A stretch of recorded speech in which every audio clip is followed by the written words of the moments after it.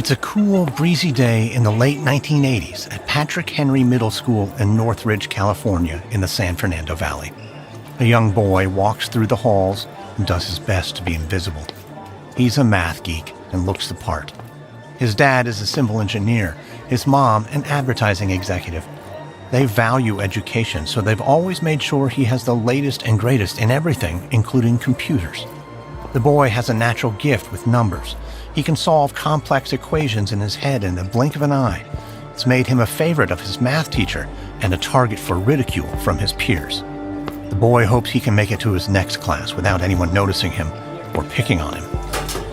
But as he reaches into his locker to grab a textbook, "Hey, Rain Man!"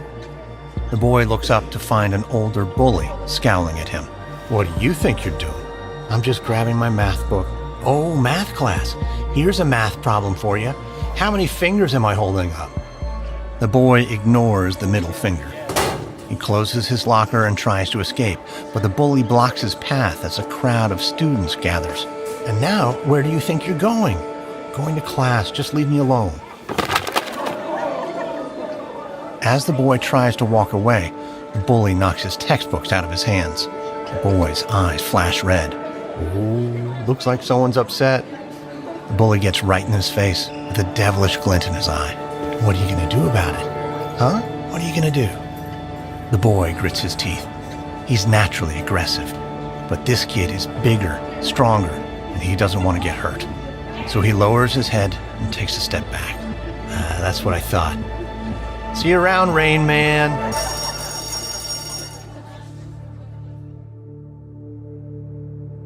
Travis Kalanick, Uber's first CEO, said he hated feeling like an outcast, that being bullied in middle school instilled in him a fighter spirit and a determination to never let anyone push him around again.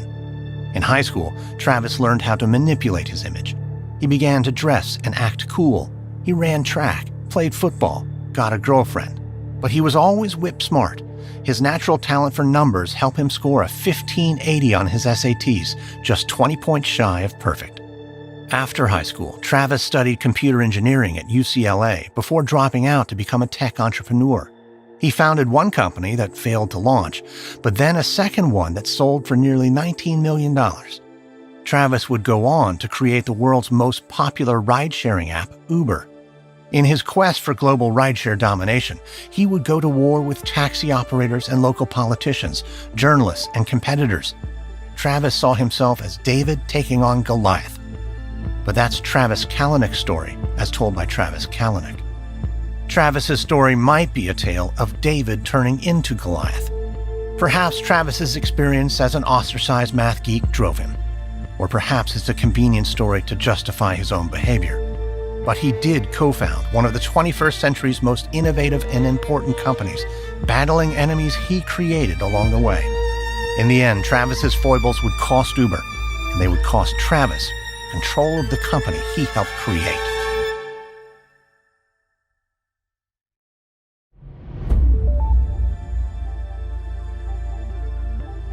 From Wondery, I'm Lindsey Graham, and this is Business Movers.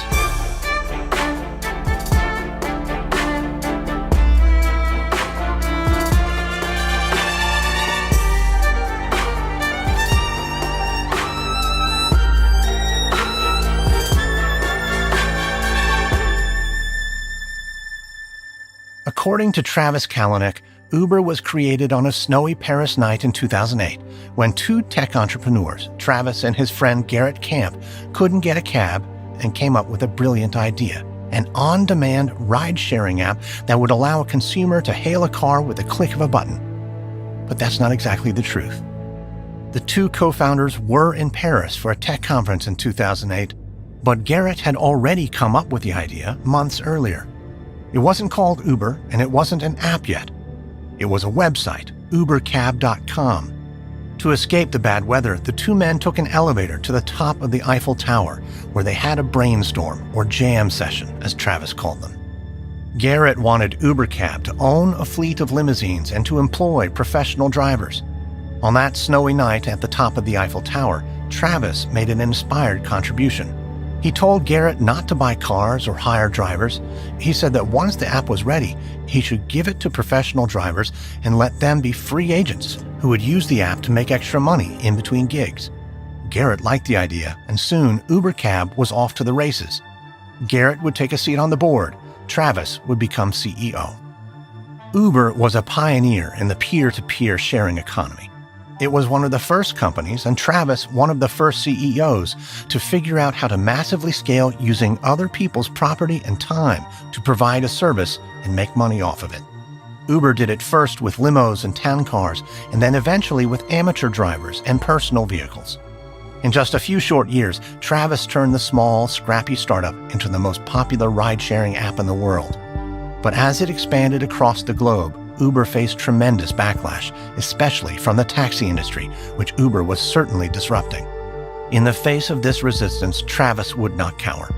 The story of Travis's battle to the top begins in 2010, shortly after Uber's official launch in its first city, San Francisco. This is the first episode of our 4-part series on Uber. #winning.